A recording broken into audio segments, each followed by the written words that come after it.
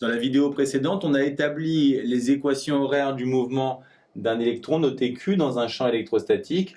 On a trouvé l'équation horaire en Y et l'équation en X. On veut maintenant déterminer l'équation cartésienne, c'est-à-dire Y en fonction de X. On a déjà vu la méthode. Il faut retourner cette relation, c'est-à-dire exprimer T en fonction de X. Donc on a T égale X sur V0. Et on injecte ensuite cette expression. On remplace en fait tous les T par X sur V0 ici. Et éventuellement, on simplifie en mettant tout au même dénominateur. On nous apprend maintenant que la zone sur laquelle s'exerce le champ électrostatique mesure 20 cm. On nous précise que la vitesse initiale, c'est 1/10 de la vitesse de la lumière. Et on néglige les effets relativistes. C'est des effets qu'on étudiera dans le dernier chapitre de la mécanique consacré à Einstein.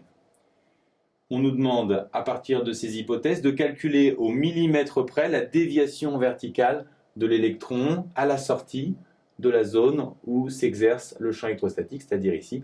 On cherche donc cette déviation ici. On cherche donc le Y pour X égale 20 cm, la longueur de la zone où s'exerce le champ électrostatique. Comme on a l'équation cartésienne, il suffit de remplacer le X par 20 cm. On fait l'application numérique, il n'y a pas de difficulté particulière pour les unités.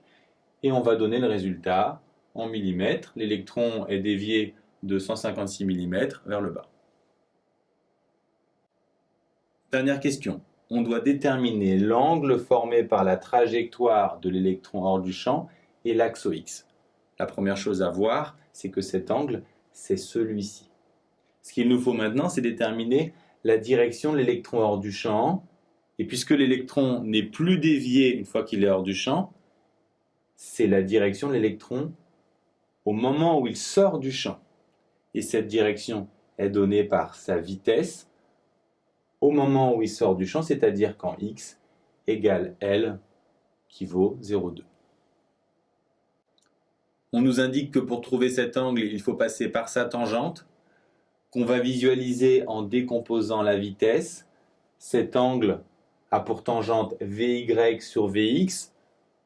Attention, c'est Vy et Vx à l'instant de la sortie du champ qu'on détermine facilement avec l'équation horaire en x, puisque x c'est V0t. On va trouver que cet instant, c'est L sur V0. Je vous rappelle les équations horaires de Vx et Vy. On remplace t par L sur V0 et on va trouver ces expressions. On calcule la tangente de l'angle. On a vu que c'est Vy sur Vx à l'instant de sortie du champ. On remplace par ces expressions.